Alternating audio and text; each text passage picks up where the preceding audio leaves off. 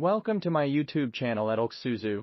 Watch the following clip carefully and you will definitely appreciate it, learn something from it and understand it. I greet you again and once again welcome to my YouTube channel. In the presented clip that you will watch, I will talk to you about Michigan, what we need to pay attention to in the presidential primaries but watch the clip carefully and you will definitely understand the information. The details presented. The Michigan primary on Tuesday will not only assess President Joe Biden's strength in a key battleground state, but also serve as a litmus test on the president's refusal to call for a ceasefire in Gaza. Biden's ardent support for Israel, whose ongoing military campaign has killed roughly 30,000 Palestinians, according to Gaza's Hamas-run Ministry of Health, has enraged a large bloc of American progressives, many of them Jewish and Arab Americans, most notably in and around the Michigan city of Dearborn, home to one of the largest Arab American communities in the U.S. That anger is fueling a statewide movement among Democratic critics of Israel for voters to mark uncommitted on their ballots. Though Biden won the state in 2020 by about 150,000 votes,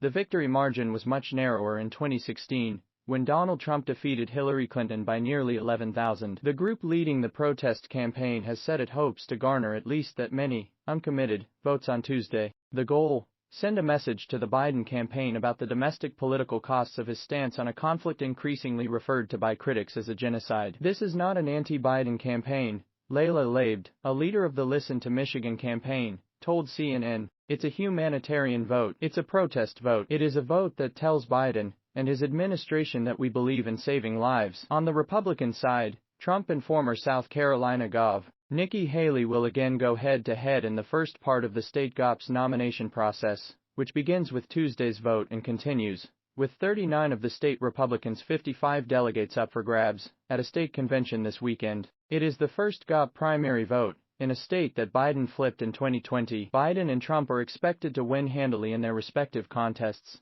but there will be lessons to learn for both. The president's decision not to call for a ceasefire in Gaza has alienated many of the young and progressive voters who contributed to his winning coalition in 2020, though Biden said on Monday that a long-hoped-for ceasefire could be in sight. The election results could provide an important, real-world measure of the depths of his political troubles. For Trump, margin of victory is a bigger question than whether he'll win at all, though a sizable turnout for Haley will amplify the warning signs that came out of South Carolina, where about 40% of GOP primary voters chose Haley over the former president. Here's what to watch for in Michigan. The first ballot test of Biden's Israel strategy. Just how committed are Michigan Democrats to Biden? Tuesday will tell. Israel has been blitzing Gaza for nearly 5 months in response to Hamas' deadly raid into Israel on October the 7th, which the Israeli government says killed about 1,200 people. Israel's ongoing military campaign, which has killed roughly 30,000 Palestinians, which includes thousands of children, according to Gaza's Ministry of Health, has been met with harsh rebukes from some Western nations and the United Nations, but not the United States government. Biden has been steadfast in his support for Prime Minister Benjamin Netanyahu's right-wing government, rarely making any public criticisms of its tactics, even as White House officials tell reporters the president has become frustrated with Netanyahu. To activists demanding an immediate ceasefire, Biden's unwillingness to do the same, layered on top of the horrendous images coming out of Gaza every day, is creating a political impasse that now threatens his re-election prospects. As Listen to Michigan advocates note, the state could be decided by the narrowest of margins in November, and the president's Israel policy could cost him thousands of votes. Dearborn Mayor Abdullah Hammoud, a Democrat, wrote last week in the New York Times that he believes Israel is committing genocide in Gaza and accused Biden and the U.S. government of ignoring Americans' desire for a stronger peace push. Until just a few months ago, I firmly believed that Joe Biden was one of the most consequential and transformative presidents that our nation had seen since Franklin Delano Roosevelt, Hammoud wrote, but no amount of landmark legislation can outweigh the more than 100,000 people killed, wounded or missing in Gaza. The scales of justice will not allow it. Movement leaders have been careful to stress they are not supporting Trump, but are intent on using what leverage they have with Biden, whose success in office is largely based in his unique ability to unify Democrats, to highlight the domestic downside of his current approach. There is, however, one late wild card. Biden said on Monday that he hopes a ceasefire is agreed to by Israel and Hamas by next Monday. My national security advisor tells me that we're close, Biden said during an appearance at an ice cream shop with comedian Seth Meyers. We're close, it's not done yet, and my hope is that by next Monday we'll have a ceasefire. CNN reported Hamas has backed off some key demands in the negotiations for a hostage deal, and pause in the fighting in Gaza following Israeli accusations that its position was delusional, bringing the negotiating parties closer to an initial agreement that could halt the fighting and see a group of Israeli hostages released. According to two sources familiar with the discussions. What's Haley's magic number? Haley acknowledged after losing by about 20 points in South Carolina on Saturday that 40% of the vote, roughly what she received in her home state, is not the necessary 50% or more. She needs to upend the Republican presidential primary. But as she also noted, 4 out of 10 is no tiny group, and there are huge numbers of voters in our Republican primaries who are saying they want an alternative to Trump. Whether it's a huge number or simply a well-funded but effectively defeated minority is the question going forward. So far, it appears to be the latter, but an expectations-defining performance by Haley in Michigan, a state at the center of the former president's path back to the White House, could nudge the narrative back in her direction ahead of Super Tuesday on March the 5th.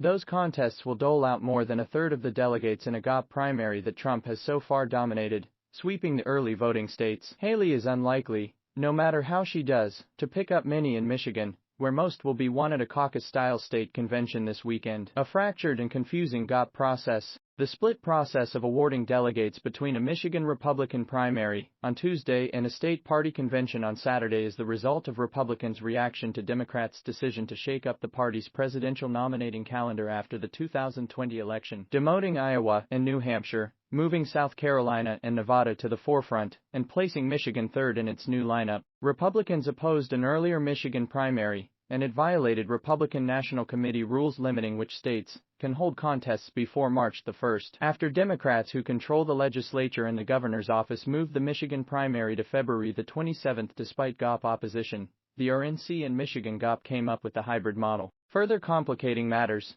the Michigan GOP is in the middle of a battle over who actually leads the party, with two people who claim to be party chairs holding dueling conventions Saturday. The RNC and Trump have recognized Pete Hoekstra, a former ambassador and congressman, as chair. However, Christina Caramo, the election conspiracy theorist, who the state party voted to oust in January, has refused to relinquish control, arguing that she was unlawfully removed. Hoekstra has scheduled a Saturday convention in Grand Rapids, but Caramo is also holding a convention in Detroit. The RNC's decision to recognize Hoekstra signaled that the party would accept delegates from the convention he will oversee. Tests for Biden, Trump in key state. The drama within both the Democratic and Republican contests is playing out in one of the nation's most important presidential swing states. Biden is banking on an endorsement from the United Auto Workers Union, support from black voters and a stronger Democratic infrastructure, with an electorate energized by an abortion rights battle-delivering Gov. Gretchen Whitmer and her party victories up and down the ballot in 2022, but the uncommitted campaign could serve as a gauge of whether his support for Israel's war with Hamas poses a serious problem. In 2020, nearly 146,000 Muslim Americans voted in the general election in Michigan, according to an analysis by Engage, a group working to grow Muslim Americans' political power. Trump, meanwhile, is hoping to re-engineer the white working-class coalition that helped him break down the blue wall of Pennsylvania, Michigan and Wisconsin in 2016. But amid a Democratic resurgence, Michigan's GOP has been led by Trump allies insistent on promoting false claims of widespread fraud. In the 2020 election, the former president and his supporters have continued to undermine mail-in voting, a potentially huge problem in a state where voters in 2022 approved a constitutional amendment guaranteeing the right of all registered voters to cast their ballots by mail. Alexandru, thanks for viewing. If you liked the video, don't forget